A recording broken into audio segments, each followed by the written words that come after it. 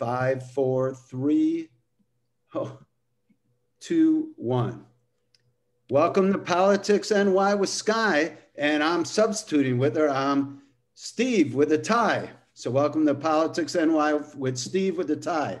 Schneps Media, our parent company, is the only media outlet providing a platform for every single New York City Council candidate to have their voice heard and show their faces and personalities. District 26, it's nice to meet you. Most of you may be familiar with Skye, as she does 3 minutes with 3 questions. And if you haven't, please register, contact her so you'll be able to do so. Today's debate will be more like a discussion, which makes it fast and fun. Every time you speak, please keep your responses short and sweet so we can facilitate conversation. This fun and fast form is being recorded so you can watch it on politicsny.com and see all our debate schedules and recordings on politicsny.com/debates. We welcome District 26, which covers the neighborhoods of Sunnyside, Woodside, Long Island City, Astoria, and Dutch Kills. So we're going to start tonight's discussion with each candidate. Since we have so many, let's do an elevator pitch. So it's like you're on an elevator, you're going up to the 30th floor. You give me in 40 to 60 seconds your name and why you're running, and you know, a little bit about yourself. And I'm just going to go in order of what I see at according to the top of my screen. And we're going to start with Ebony Young. Thank you so much for your time. Ebony Young here, and running for City Council, Queens District 26. And I am a leader, a proven leader, a leader in this district, District 26, for over 10 years, and a YMCA leader for over 20. I'm proven. I'm a mother of 3 beautiful children who I totally understand all of the crisis prevention and crisis movement that all mothers and fathers have been going through this particular pandemic. I am a wife of an immigrant. I understand immigrant issues. I understand what it means to have to stand in line and get what you need. I'm an African-American woman who has lived Black Lives Matter.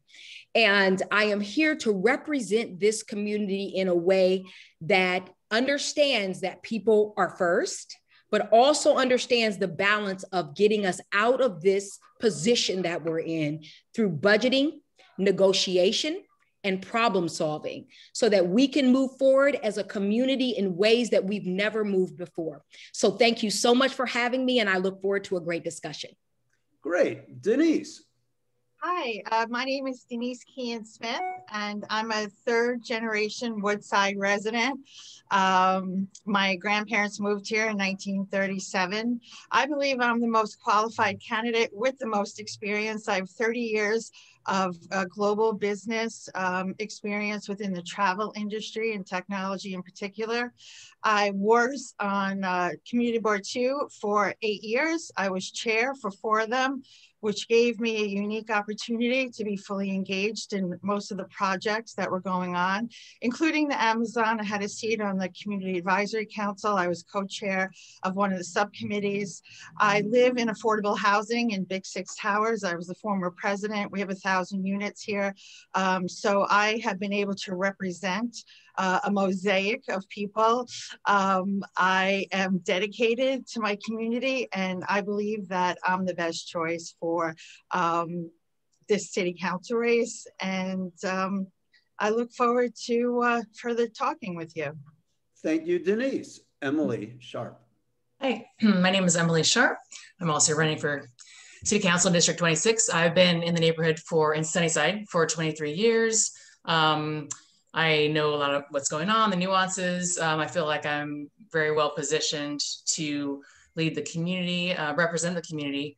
I have a 16-year-old son who's gone to all the schools in the neighborhood. My husband's a musician and a adjunct professor. We live in rent-stabilized apartment. So we're renters, we are workers. I'm working full-time right now. I'm running to make sure that housing is affordable, and rents are affordable for commercial and residential units. I am from the West Coast. I always wanted to live in New York City. I love everything about it. I love the diversity. I see that we're losing it through the high rents.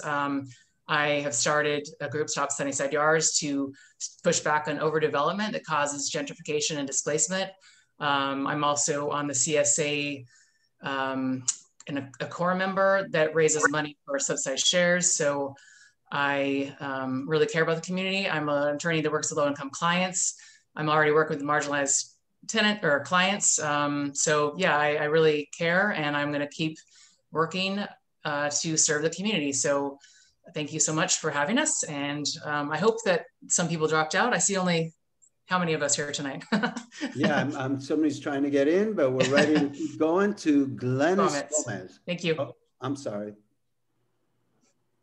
Hi, sir. Yes, it is. Good evening to everyone. Thank you for having me here. It's an honor and pleasure. I'm Glennis Gomez. I'm a community advocate. I'm an educator. I work for the Department of Education as a community organizer for the past 4 years. I've worked in government and politics before. I've worked with now Congressman Adriano Espaillat in Washington Heights. And I was also a chief of staff for an ex-assemblywoman, Gabriela Rosa, also in Washington Heights. So I have the background, I have the experience at the political and governmental level. But beyond that, I am the community. I am one of the unique candidates here that has experienced many of the challenges that our community is facing now due to the pandemic and even before the pandemic. I'm a domestic violence survivor. I'm a mother of a 6-year-old that is the joy of my life. I'm expecting another baby, so that's another blessing. I share that blessing along with Julia Foreman. So we are empowered women and moms on the go, ready to lead. Also, I have experience living in a shelter 6 years ago. I was homeless. That's how I came to Queens in East Elmhurst and then transitioned over to public housing. I lived in Queensbridge North, our NYCHA development, for almost 2 years and experienced there the deplorable conditions in which many of our families continue to live in, with infested apartments with roaches and rats and many other challenges. Many of our families who have language barriers and cannot access 311, they don't know who their elected officials are. They don't know how to contact media because they fear that they might be retaliated. I've been on the verge of getting evicted from my own apartment in NYCHA because I was asking to get repairs. So why am I running for public office, especially District 26? Because I've experienced many challenges in this district. And if we want an equitable city, we must have an equitable district. And if we look at our district, it is not equitable for everyone. And I think that it's time that District 26 has a representative that is just like the people and that can stand firm in city council to make the changes that are really needed that are affecting our struggling families. So that's what I look to do in city council, June 22nd. Hopefully people have the trust to vote for me and I can represent the community. Thank you very much for having me. And Badrun Khan, please. I hope I'm pronouncing your name correctly. Hello, is Badrun in? I think Badrun had to go break fast. So maybe let's go to Brent. Hi, everybody. I'm Brent O'Leary, also running for the Great 26 Council. My grandparents moved here, immigrated to this district in the 30s. My father grew up here, went to St. Teresa's, Long Island City High School. I was born in Jackson Heights, working class family, public school education. The only reason I was able to achieve my dreams was by getting financial aid to go to college and then law school. And I was able to achieve the dreams that I wanted to. So now I'm back here to make sure that everybody else has those same opportunities and resources. So I've really committed myself to community service over the last 10 years to make sure everybody has that chance. I'm president of the board of Woodside on the Move, where we make sure all the children have after-school programs. We serve 4,000 people with tenants' rights advocacy and senior services. And I founded the Hunters Point Civic Association 10 years ago, where we fight for public land for public use, make sure the people of our neighborhood have a voice in how their neighborhood develops, and have all the resources for a healthy neighborhood. So that's what I'm here for, just to make sure that we have a great neighborhood. I'm here to serve you. I believe I have the blue collar values and the white collar skills to deliver for this neighborhood what it needs. Thank you very much, Jesse Layman. Hi, thanks, Steve. So yes, my name is Jesse Layman, and I am running for city council. And I'm running because, as a few other people talked about, being a parent, it changes your perspective. I'm raising my own 2.5-year-old daughter here, and I'm worried about the long-term direction that we're headed in as a city and the lack of real solutions to the problems that we've had for a long time. I've been an organizer leading fights against dirty power plants, against big money real estate donors in New York, against tax breaks for corporations and cuts in the budget to after school programs. And for the last several years, I was the leading advocate in New York City for job training and workforce development programs. Last fall, I led what I think was one of the most important fights of my life as the Pennsylvania state director on the campaign to elect Joe Biden and to defeat Donald Trump. But I'm focused on New York again, because I don't think we can let the next council and the next mayor just settle for restoring New York to where we were before COVID hit us. I think we need to confront our biggest systemic challenges now with this moment of opportunity that we have to chart a new direction. I believe the big challenges we need to tackle right away are structural racial inequity and the ongoing climate catastrophe. And so I'm running on a platform of Green New Deal policy promises that I believe we can implement at the New York City level to build a more equitable, more sustainable, and anti-racist New York. And that's what I'll do if I get elected to the city council. And that's why I'd love to have everyone's votes who watches this online. Jonathan, and may I just, before Jonathan starts, it's because there's so many candidates. If somebody goes a little long, I might stop them because I want to give everybody an opportunity to get in their views. Jonathan. All right, hey y'all. My name's Jonathan Bailey. I'm a labor organizer and a housing rights activist, as well as a leader in the fight for new systems of community safety and police accountability. I've been involved with a lot of fights here in Queens, fights that I feel have helped us make real progress.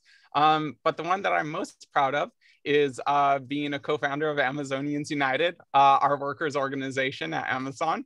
I've helped us win back rights that the richest man on earth has stolen from us, and help us win tens of millions of dollars of value for workers, not just in New York City, but across the US. If you elect me as the next city council member, that's the type of fighting that I'll help us all bring to City Hall. Thanks very much. Thank you, excellent. Lorenzo, please. Good evening. Thank you. Thank you, Steve. My name is Lorenzo Brea, and being the only candidate born and raised in New York City housing, Ravenswood Houses, and as a director of community affairs in the city council, I've seen and experienced what needs to be done in our district. And I started a healthier food initiative in Ravenswood, and I'm part of other food initiatives in Queensbridge and also Sunnyside. And additionally, I'm organizing on a daily basis in Queensbridge, Ravenswood, and Woodside houses around issues such as no heat and no water. Unlike my opponents who've done the bare minimum, if anything at all, but claim to represent our communities. Also, I'm working with a team of young people creating the first CLT, Community Land Trust, where land is exclusively owned and operated by residents of one NYCHA community. My campaign is about self-empowerment, and that's why I'm organizing so heavily in NYCHA. Those results will pave the way for marginalized communities all over District 26. I'm a reflection of my community. My campaign and my team is a reflection of Black liberation. We all have the responsibility to see that and separate that from the self-proclaimed legislative saviors that are running in our district. Thank you. And real quick, before I call on anybody else, if anybody's celebrating Ramadan and they have company, or because I know it's a bid, it's the last night, you can go now. So just talk and you'll go on there. I remember there was one woman, otherwise we'll just keep going to Amit. Introduce yourself, Amit. Thank you. Sorry, I was just getting off of mute. Sorry about that. Thank you so much, Steve. Good evening to everyone. My name is Amit Singh Bagga, and I'm coming to you from beautiful Sunnyside, Queens, and I'm thrilled to be with all of you here this evening. I'm a native New Yorker. I'm the son of immigrants, a proud graduate of New York City's public schools, and I'm very proud to have been a public servant for my entire career, 14 years, both in the federal government and the city government. I'm running for city council to rewrite the social contract between government and communities, to ensure that New York City is in fact offering opportunity to all, so that all of us may live with dignity and build community power together. First and foremost, this means achieving racial, immigrant, and gender justice by achieving economic justice for every single New Yorker. This means we must build an economy and a city that works for immigrants, workers, freelancers, creators, and small businesses. And we must ensure that our policy priorities, our political decisions, and critically, our budget are always reflective of this. Making New York City's economy work for its working people means creating 100,000 union jobs to fight climate change and expand publicly funded healthcare into this district, as we have no such facilities. And it also means breaking the stranglehold of billion-dollar big tech apps on our economy and our workers. Making the city work for working people also demands that all public land is used for public good, and any housing built on it is deeply and permanently affordable. We must also guarantee a safe, thriving environment like the human right that it is, and we must entirely reimagine policing by immediately divesting at least $1 billion from all that's broken about our system and investing instead in mental health care, education, and employment, not weapons of war. I know firsthand that in order for government to be effective, that the people who have been most failed by policy must in fact be at the heart of making it. And I'll wrap up in just a second. Yes, because we have a lot of candidates here, so it's elevated. Commitment to this principle hasn't simply been an academic exercise for me. The reforms I've implemented include the nation's largest and most comprehensive paid sick leave law, which brought this right to 3 million New Yorkers who previously did not have it, as well as the nation's first law to protect freelancers and gig workers. And I'm very proud to have led last year New York City's $40 million census campaign, which, despite battling COVID-19 and attacks from Donald Trump every single day, led New York to a historic response rate, outpacing every major city in the United States and saving our state an entire congressional seat when we were slated to lose 2. It's with this combination of vision and experience that I'm running for city council, and I thank you once again for having us here this evening. Thank you very much. And again, because we have so many candidates, we have to be a little more brief. Julia. Yes, thank you so much. And before I go, I just would ask that you add HailieKim, who seems to be here as an attendee, but is a candidate, to the panel. So that she can also speak. Thank you. But with that, hi, my name is Julia Foreman. I am a candidate for city council here in District 26. I was born to 2 New York City public school teachers, and I followed in their footsteps after graduating law school to a career in law in public service. I am deeply dedicated always to serving the public, though these days my public service is much more focused on my community involvement. I am a board member of the 40+ year Civic Association, the Dutch Kill Civic Association. I am also a founding member and the current treasurer of the Western Queens Community Land Trust. So no matter what I do, I am always deeply dedicated to making sure that I am working for my community and making sure that we are at the forefront of all decisions made. A big reason why I'm running, especially now that we are getting so close to the post-COVID recovery time, is to make sure that going forward, our city is using every dollar and every resource it has to do what's best for us and our communities. I want to see us investing in our small businesses, investing in our schools, investing in affordable housing, and of course, in all the programs and infrastructure that people rely on every day. It has to be a goal of ours to focus COVID recovery on New Yorkers and make sure that we get to a point where everyone is in a better position than what was considered normal before this pandemic.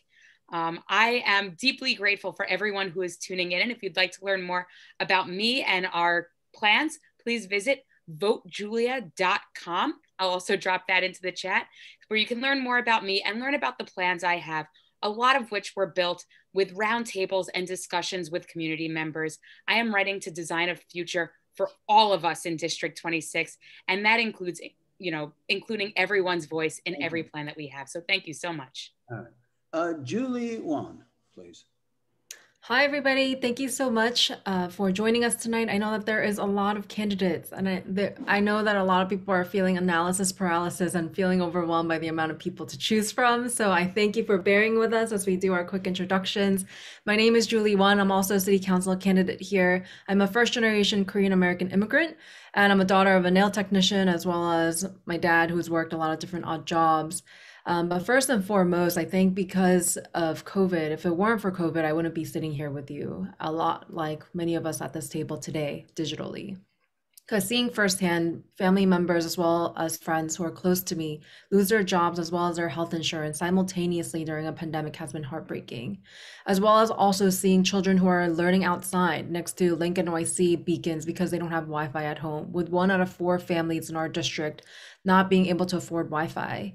And we know that it's predominantly affecting seniors getting their COVID-19 vaccines, as well as receiving their healthcare services from the government or any other benefits, as well as learning for children. So with a lot of these different hurdles that we've seen as a lot of our world has moved digital, my background in technology has been for the last 8 years. I've serviced both government agencies on the federal level, as well as city level and the state, as well as Fortune 500 companies, and trying to marry both of that and bring it into a COVID-19 recovery that is just and fair. And we're really looking at it from a lens of making sure that the most vulnerable people in our community who are affected by COVID-19 are really being taken into account to make sure that everyone is included. So I look forward to having this conversation with you, especially when it comes to education, healthcare access, Wi-Fi access, and COVID-19 recovery for our small businesses, and so much more. If you could visit my website at julie1.com, we have a pretty lengthy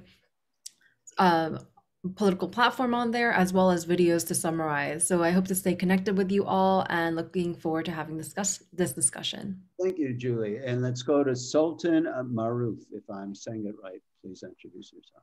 Hi, good evening. My name is Sultan Maruf. I'm an immigrant from Bangladesh.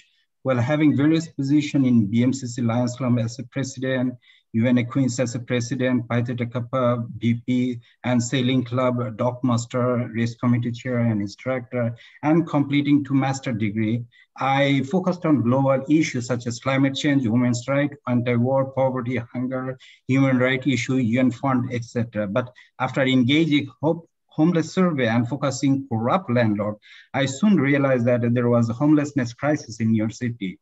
So I started to advocate for tenants' rights personally and politically.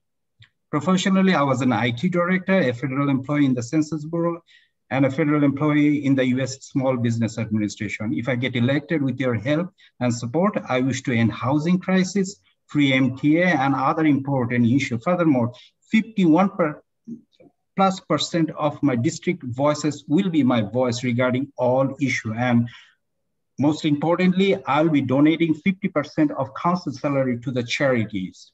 And one more thing I want to say that I took last 7 years, I took landlord for trial 7 times. And now I'm being evicted from the corrupt landlord. And I complained to the NYPD, nothing happened. Not even a investigation. So these are the things that we need to address regarding our people, our district people. There are so many issues that we need to do regarding homelessness crisis. So we have to work together with your help and support. I wish to achieve that. Thank you. Thank you very much. I'm going to go to Badrun Khan because I know it's Ramadan and I want you to introduce yourself in an elevator pitch. And I'll probably go with her because I know she is a house full of company.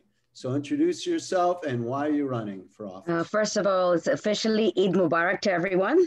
It's the last night of our Ramadan. It has been a great month. Consider what happened last year. So again, my name is Badrun Khan. I'm running in District 26. And welcome everyone. And thank you, Steve, for having this time. And also thank you for letting me take the break for 5 minutes so I could eat and I could pray.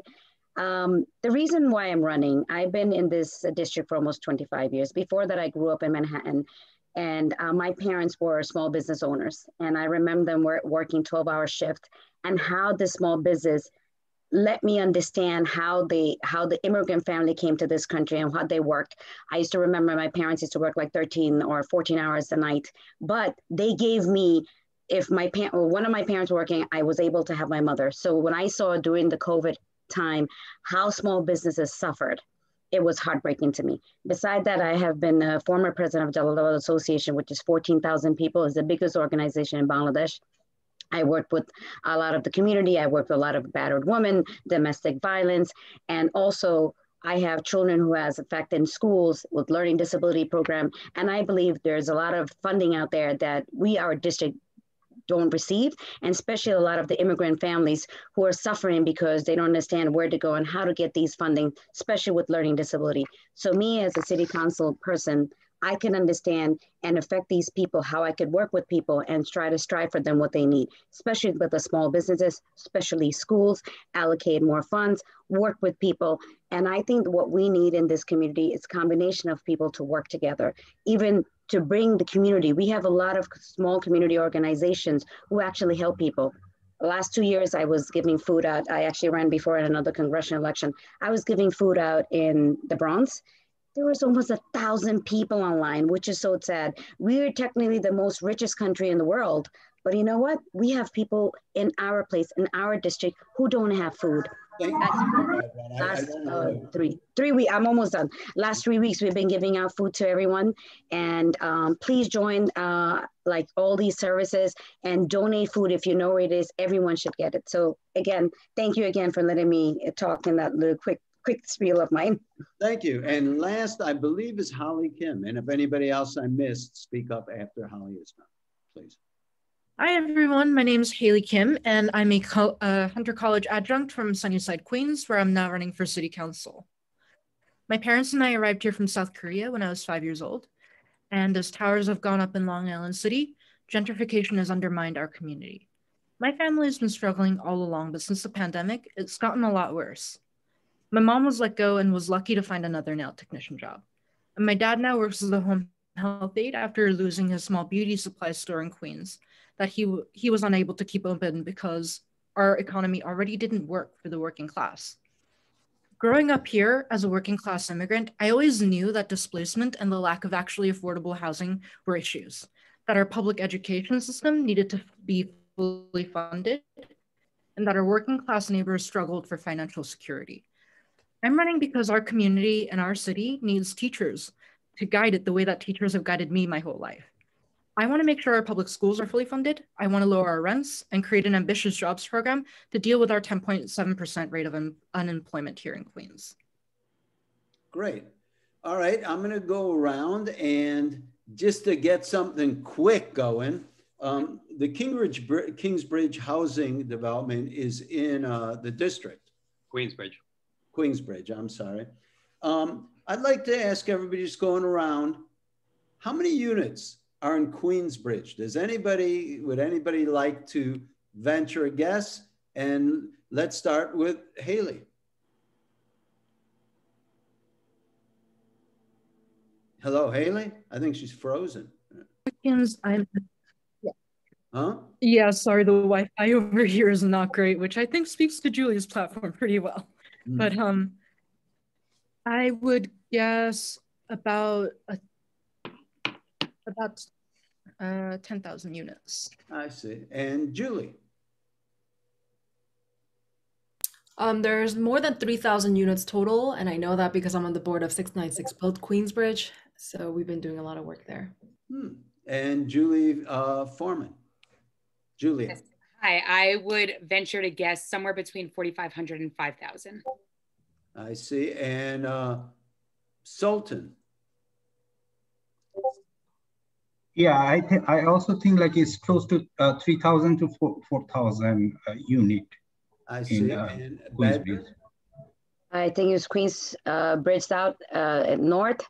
Both of them put together, I think it's about 7,000. Okay, and Brent. Actually, I'm the one endorsed by the Queensbridge Tenant Association president because I'm there all the time. So I would say about 3,500. I know there's 92 buildings, so I'm going to say about 3,500. Okay, Jesse. That was the math I was doing, Brent. Yeah, there's the 92 buildings and it's about 6 units per floor and about 6, there's almost always 6 floors per building. So 92 times 6 times 6 is about 3,200. So that's my my ballpark. Yeah, 3,200. 3,500. Very good. Denise. Yeah, it's about 3,500. There's approximately 7,500 people that live there. Emily? About 32,200, sorry. Yes. And Jonathan? I mean, everybody's answered and they're right. The big thing is that like also, you know, there's possibly as many like as 12,000 people living because of actually how many folks are like they're off the books. Also, it should be mentioned that currently they don't have a resident council because NYCHA got rid of it. That's a big issue, and we should probably center that when we're talking about issues at Queensbridge. I see. Lorenzo. 6 buildings, 96 buildings, 6 blocks. I think it's about 3,400 to 3,500 units. Who have I missed? Anybody? Glennis. The one that has lived in Queensbridge North. I lived in the first floor of a 6 unit building. But yeah, Queensbridge is the largest in the nation and the most neglected, with over 90 buildings. And it must have over 3,500 units, but there are units that are in deplorable conditions and that really need the advocacy before anything, and the passion and the respect of any of the leaders that may, you know, the voters select on June 22nd. Thank you. It should be a priority in anybody's agenda. Did I ask you before? Yes, you did. Oh, so I think everybody answered, and the answer is I did not answer. Sorry. Yeah. Sorry. As we learned in the census, it's about just over 3,100. Anybody else not answer? Drum roll, please. 3,142. Just thought I'd. Okay. I wonder, and I'm going to try to almost time it at 30 seconds apiece. If elected, there's many issues. What would be the #1 issue, like your spearheaded issue that you would address in the city council? And since I forgot, Amit, I'll start with you. The #1 issue I would address immediately is wiping clean the more than $75 million in debt that still hangs like a noose around the necks of tens of thousands of yellow taxi drivers here in New York City, medallion owners, owner and medallion owners. This is a really unconscionable issue here in New York City. We have a $100 billion budget that's just been proposed by the administration. And yet over the last several years, the administration has not figured out a way to wipe what is the equivalent of less than 0.1% of the city's budget of debt from these folks' bank accounts. So it's really important that we do that as an initial matter. Thank you very much. Glennis. Glennis, what would be the #1 issue that you would try to tackle? The #1 issue will be the shelter system that goes along together with the public housing system. I would create a realistic exit plan for the families that are currently living in the shelter. And then I would also work very tirelessly to create new public housing, as well as to repair the only public housing that we have. It is time to beautify it. It is time that we provide dignifying homes for our families. And I truly believe, as I have been homeless before, that our homeless shelters are not a home, they're a prison-like system. And it is time that a fierce leader that has experience being homeless can go to the city council and have a firm voice and say that the city has been profiting from the need of our families. And that is a mafia, and it needs to be called out. And that will be my #1 priority. Thank you very much. Badrun, and I'm very sorry if I mispronounce your name. It's Badrun, that's fine. I get it all the time. Well, the first thing I want to strive is the educational system right now. Currently, our students, our kids are suffering tremendously. And I think kids are falling behind. And that's something we need to pour more funding in today. And we need to increase after school programs. We need to increase better teachers. And I actually want 2 teachers in a room. So I think that would be the first thing I want to try. I do want to say something about Amit Bagga's, the taxi limousine service. I'm one of owner. So I know, but I was one of the lucky ones. I didn't do that much funding with it, but people are suffering. People cannot eat. They have to still pay the insurance, which is $3,000 a year, even if they're not working. So those are the 2. I do want to say something what Amit said. So that would be my 2 solutions right away. Thank you very much. And I just want to welcome Skye, who is the host that I've been filling in, and she's on. But let's just keep going. The #1 issue that you would battle with, and let's go once elected. And let's go to Brent. Day one, I would pass the Small Business Job Survival Act. I mean, there's estimates that 60 or 70% of small businesses weren't able to pay their rent last month. And that only affects the owner, their employees families, their vendors, the vendors' families. We're going to be in a crisis, and we need to get those people back to work so they can support their families and get the economy going again. Excellent. Jesse. I'm running focused on Green New Deal solutions to our challenges. So I'd say the number one thing that I would do is pass a municipal fine on carbon emissions. Let's treat carbon like the pollutant it is.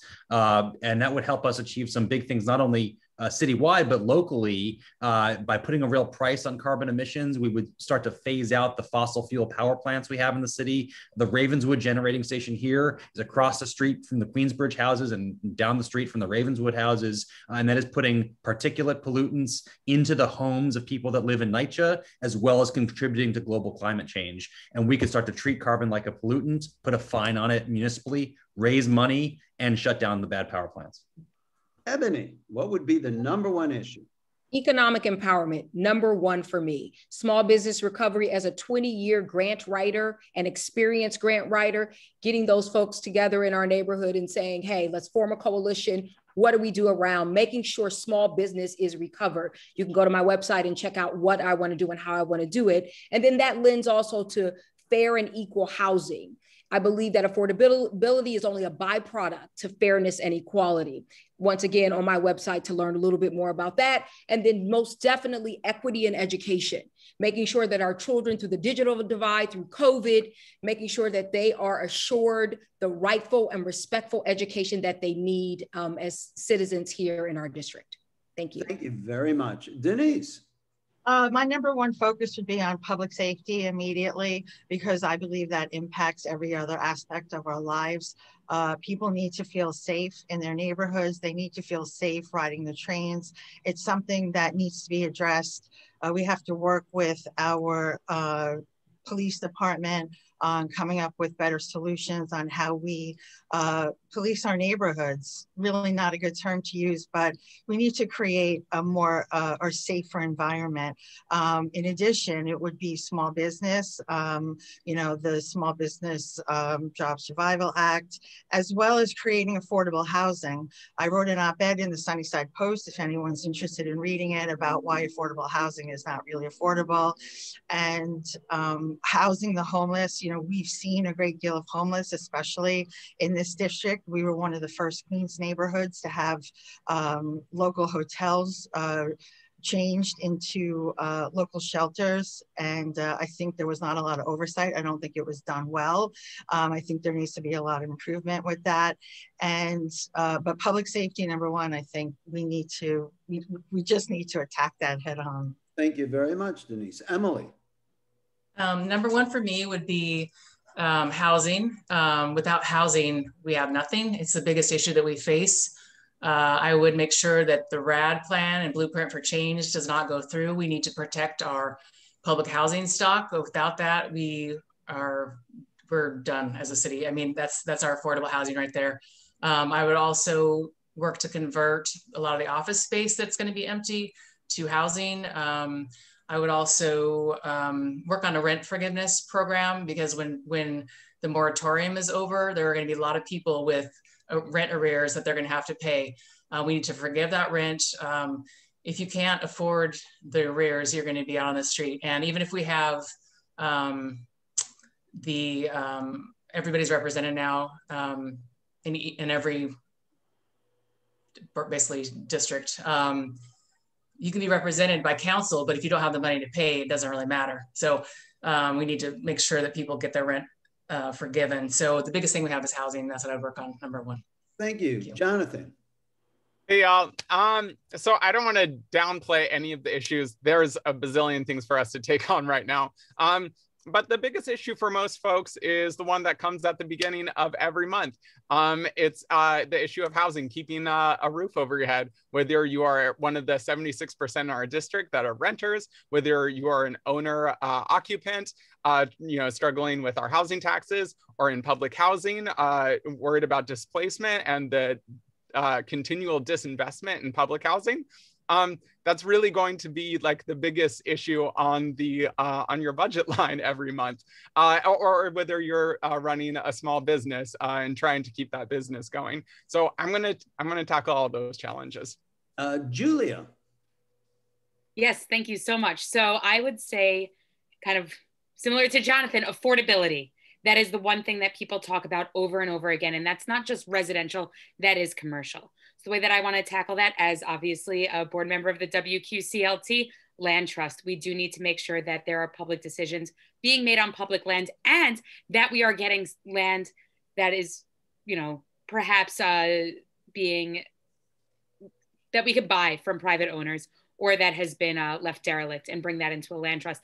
At the same time, I also want to make sure that we start the process of moving away from developer-led development and move towards a community-led, comprehensive city plan, where we take the time to really examine what communities need, what affordable means for each community, and build that way. Instead of the developers coming to us with their plans, we tell them what we want, and if they're going to build it, and if they're going to build it affordably, they can do the job.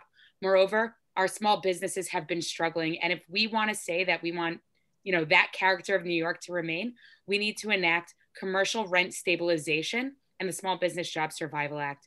Rent right now in commercial spaces can go up when you renew your lease without any regulation. We need to stop that. We need to keep our small businesses and not allow them to be replaced by big box stores. Thank you. You're welcome. All right. Julie. I almost unmuted myself when you said Julia. It happens to us all the time. So thank you for clarifying. I would say that, like Jonathan was saying, there are so many important issues right now that are pressing on us, especially due to COVID-19. As someone who has moved 3 times within this past year, and having struggled with housing insecurity firsthand due to unexpected financial restraints for my extended family, it is going to be really important to make sure that we have affordable housing. But first and foremost, the same way that you and I are sitting here right now online, all of us, if none of us had internet access, we wouldn't even be able to participate. And that's our main issue, making sure that everyone has Wi-Fi access. Because if I didn't have Wi-Fi access, I would not have been able to apply for the HRA one-shot deal. If we did not have Wi-Fi access, we can't attend our community board meetings, our ULURP public hearings. We can't attend these general meetings that we need to be in order to have comprehensive planning for our rezoning, for our communities, and for us to participate, whether you're a child, for your education, whether you're a senior trying to get COVID-19 vaccine access, or trying to access anything that you're trying to have as someone who's unemployed. And especially for our unhoused community within the shelter system, that there is no internet access, yet you want them to receive unemployment benefits, and for them to be able to apply for a job, or for any of our 100,000 students that are currently living in these shelters. I think it's going to be really important that we fight to make sure that people have awareness of the $15 subsidized Wi-Fi plan that is provided by the state, as well as working with our city to make sure that everyone has access to Wi-Fi, especially those who qualify, and making sure that we leverage and continue to work with organizations like New York City Mesh so that we have a mutual aid model for Wi-Fi so that it's donation-based, even if you can't afford the $15 to $20. Thank you very much, Julie. Sultan. As I'm waiting for martial notice, 3-day notice to get evicted every day. So I know the feeling about housing crisis. So my number 1 priority will be ending housing crisis. And we spent over 1.6 billion for, I think, 80,000, pre-pandemic, 80,000 homeless people. That's like almost $20,000 per homeless person. Why don't we give out that money directly? Finally, after advocating it for year after year, they like next week they're gonna start a Section 8 for temporary, like as a lottery basis. It shouldn't be a lottery basis. It should be for everyone and every time. So housing crisis and ending homelessness is my number 1 priority, and second one is like a free MTA for all. We have to have like free MTA with 1.2% wealth tax. Then we can achieve sustainability. One more thing that regarding housing crisis is like, let's say there is a $2,000 rent. And I have to have like, landlord is asking for like $80,000, like 40 times more each month rent to be eligible to rent the apartment. We have to end that because there are lots of apartments available. I cannot afford it. Of course, I don't earn $80,000 a year. Thank you. Thank you. Hailie. So one of the things that I see as one of our biggest crises, I would like to say education, but I'm going to talk a lot about jobs. We have a 10.7% rate of unemployment here in Queens, and it was double that at the height of the pandemic. So how do we actually take care of that? We invest money into creating a jobs program, and if we were to invest $1 billion into creating 25,000 new jobs for people who would otherwise be on unemployment, we would tackle that at its heart. And of course, this is in conjunction with things like lowering class sizes and hiring more teachers in the process. It would be alongside things like the Green New Deal and making sure that we have more green jobs, et cetera, skilled workers. But the jobs program I want to initiate is specifically for people like my mother, who when she became unemployed, came to me and she said, I trained as a nail technician. My industry might be going under. What do I do? This is something we could have given her. Thank you. Is everybody answered? In case I missed someone. I think I still have to go. Oh, I'm sorry. Who did I miss? Lorenzo. Oh, Lorenzo, I missed you. I'm sorry. What would be your biggest issue or the first thing you would confront once you got in the city council? Yeah. So my primary focus, and it's not that I'm waiting until I get into that seat to address the problems. In my biggest focus in being NYCHA. So NYCHA communities have been dealing with all of these issues that every single candidate has raised here. And the base of their communities is housing affordability. And we're struggling to even keep that with NYCHA being threatened by privatization. And that meaning that people are going to lose the state of their housing as it exists right now, but also these communities are facing, tenfold of the effects when it comes to lack of access to Wi-Fi. And even before the pandemic, when meetings were in person, people within NYCHA communities have been excluded from that process, whether it comes to community boards or being represented at any level of government. And so we need to take that into account, whether it comes to education, healthcare, access to healthier food, access to internet, and as well as police, the NYPD being such an aggravator in these communities. So we need to be able to focus on the most underserved and neglected communities that we have been neglecting as a city. And all of these people that have been involved in that process over decades and generations, we need to be able to focus on that. And that will lead the way for all other marginalized areas of District 26. So that's my primary focus, NYCHA communities. Okay, well, I'd like to really quick, we don't have a lot of time. I want to introduce my colleague, Skye, and see if she has anything. She came in, she had two other debates to handle tonight.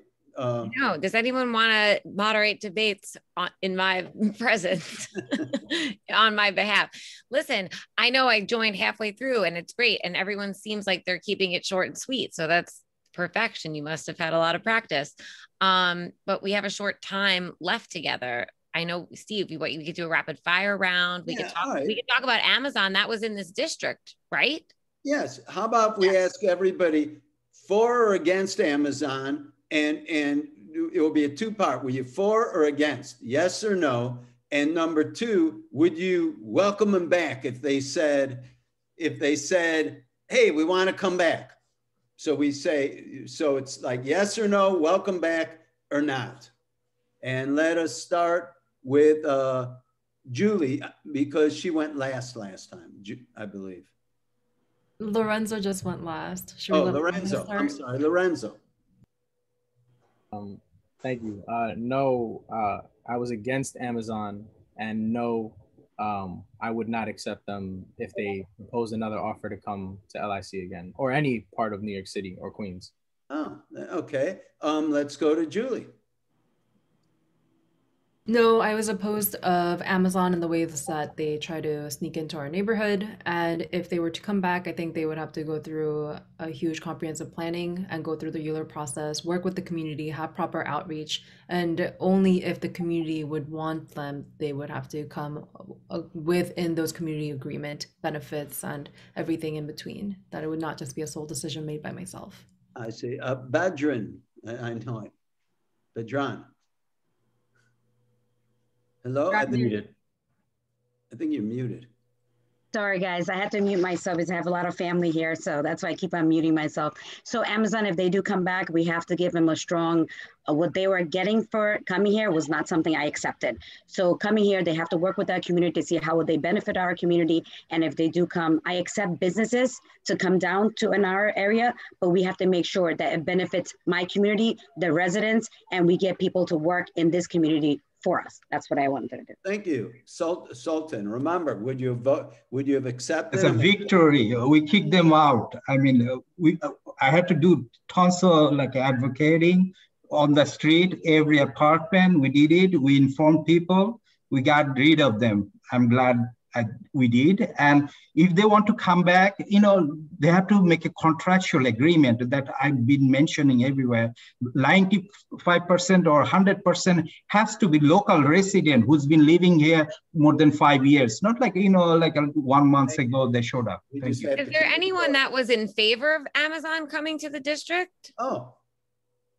Skye, this is Denise. I actually sat on the Amazon Community Advisory Council and I was a co-chair of the GPP subcommittee. So there really was no plan per se. My role and the role of all the other participants was to take a year-long process to determine whether or not Amazon coming to our area was a good thing.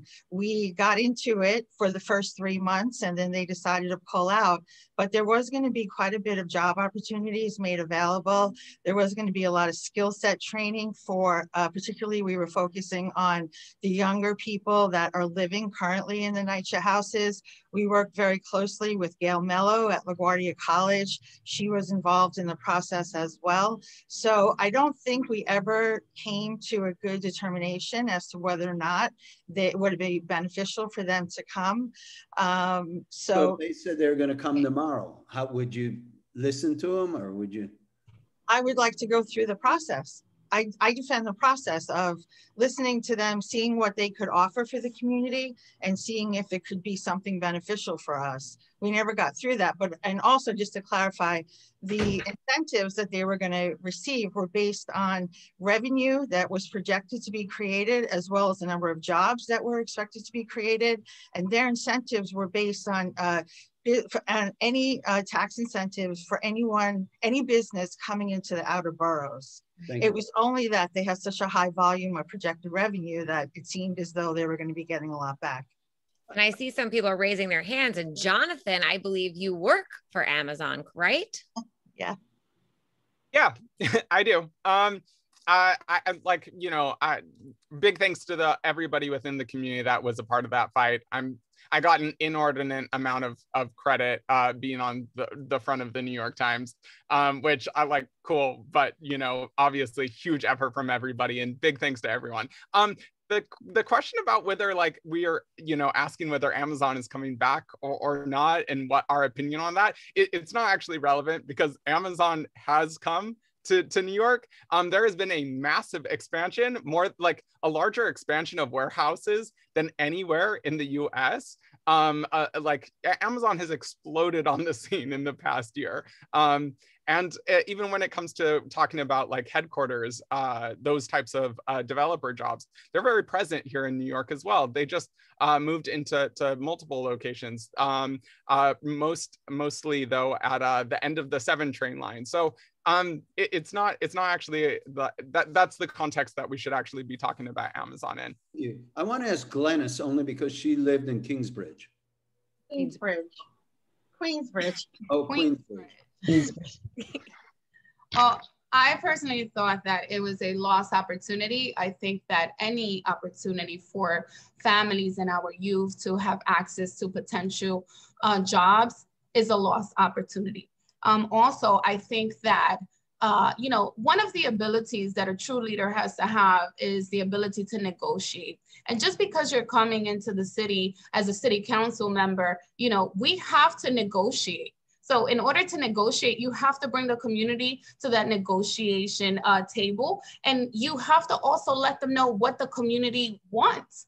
So if they're coming back, as Jonathan stated, is not relevant anymore because they're here in the city in different aspects. But at the end of the day, any developer that wants to come in and offer jobs or they have any plan, we have to sit with the community, understand the needs of our community, put that as a priority and negotiate at that level. And where we are not just giving away our funding, giving away our lands, but also having that developer coming in and having a commitment in where they're giving back to our community. And Ebony, I'd like to just bring you in on the discussion. As an African-American woman growing up in the United States of America, being insulted by the KKK with crosses burnt in my yard, I understand completely the effects of breaking cycles of poverty. And African-American people and people that are underprivileged need opportunity.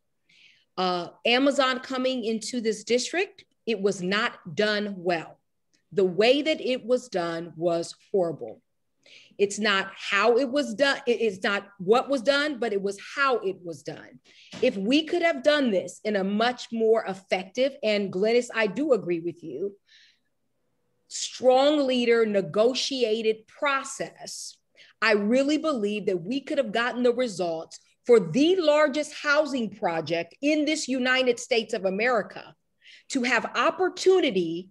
Julie Wan talks about it a lot with tech. They were building huge tech hubs, integrating people into education. And when people say things like, oh, well, those aren't the people that $150,000 jobs would have gone to, baloney.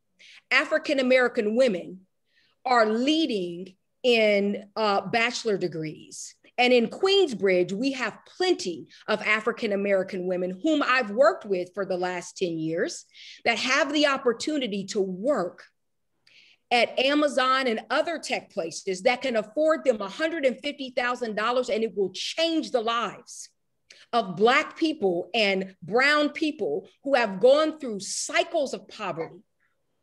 We had an opportunity here, right? And I would agree, Glennis, we needed the right leader to be at the table to say, no, I'm not having this. Yes, we deserve 5,000 of those folks in Queensbridge to have $150,000 jobs. And that's what it would have taken. And so it wasn't what was done, but it was how it was done. And we can do it better. Would I say Amazon can come back? Amazon's already here. How do we negotiate a deal with our most vulnerable people to make $150,000 a year and change their lives? Thank you. Well, that's what we were doing. Look, that's exactly what we were doing. We have a lot of hands raised, but only 2 minutes left. So I'd like to get to all the hands, but can everyone commit to like 20 seconds? Go, Jesse first. You had your hand up first. Sure, thanks. Yeah, I wanted to say I was against the Amazon deal, and a lot of people talk about negotiation. I think one of the problems is that we couldn't possibly negotiate when the tax credits that Amazon was due to get were largely as of right tax credits. They're baked into the law, and any big multinational corporation that wants to move to New York and then claim credit for creating jobs for doing what they were going to do already anyway gets huge tax credits. I put forward a plan to repeal all of those as of right job creation tax credits that don't really create jobs and use the money to provide a direct wage subsidy for employees at small businesses in New York instead, because that's where the real job creation comes, not from multinational corporations. Thank you. Is that quick enough, Skye? Thank you. Amit. Thank you so much. I think there's been a lot of talk about the types of jobs Amazon would have created or employment in general. And I think one of the things that's missing from this discussion is an examination of the types of jobs that Amazon already has created and just how deeply problematic they are. And I don't want to speak for Jonathan, he works for them, but it has been well documented that Amazon is one of the most exploitative employers anywhere in the country. And frankly, neither the city nor the state of New York should be agreeing to negotiate with a company until and unless they are changing all of their labor practices. And we should not be inviting the richest company in the entire world to come into our district unless they can guarantee that they are going to employ all of their employees with dignity, with high enough wages, with access to protections and benefits, with a path to unionization. And if they're unwilling to do that, then that's not a type of employer we need in our district. Thank you. Brent. Hi, and a lot of people speak tonight, and I agree with a lot of this. I was actually one of the leaders on the ground, so I was one of the strong leaders that opposed it and got them out. I'm actually proud to be the first candidate in the history of this district to refuse all money from real estate developers and lobbyists. Amazon was taking way too much in tax subsidies and stealing way too much public land. It was an executive relocation program, so it wasn't jobs for people in our neighborhood. And I don't want to support an exploitive company. So I brought the community together after that. We have a plan to develop that area, which is going to bring jobs for our people, keep the public land. We're going to have schools there, arts centers, and other things, but it's going to be community-led development, not real estate-led development. Thank you. Julia. Yes, thank you. I was very much against the Amazon deal and did start becoming more politically involved in the community during that time. I don't want to relitigate that. And we know you can look anywhere in the country where they are. They're not good neighbors. They're not good businesses. They don't do good things. So instead, I think we need to focus on the sorts of companies that we do need to bring here. We have a very unique commercially zoned area. We do have the opportunity to work with our unions to bring jobs that will hire union workers so that the unions can increase their apprentice programs and not just give people jobs, but help them start lifelong careers that provide them benefits both while they're working and at retirement. So there are a lot of companies that have proven themselves already in this world to be good employers, to work with unions. And those are the companies that we should be inviting in. And those are the companies that we should be using to create jobs to recover from this pandemic. Thank you. Steve, you look like you're about to burst out laughing. Look, look, this is so great to have so many people here and there's so many different voices in the room. We're out of time now. As our final thing, what we can do is go around. I did this once before and just say one word, an impactful word that you want to leave the voters with that represents your campaign. Okay, Sultan. I'll donate 50% of my salary to needy people. Nice. Haley. If millionaires and billionaires were actually paying their fair share in our city, we'd have a lot more money for public education. Okay, Brent. Opportunity, making the American dream real for everybody in our diverse neighborhood. Jesse. Jobs guarantee. Ebony. Void of ego and experienced. Badrun. You're on mute, Badrun. You might have to go back to her. Okay, there you go.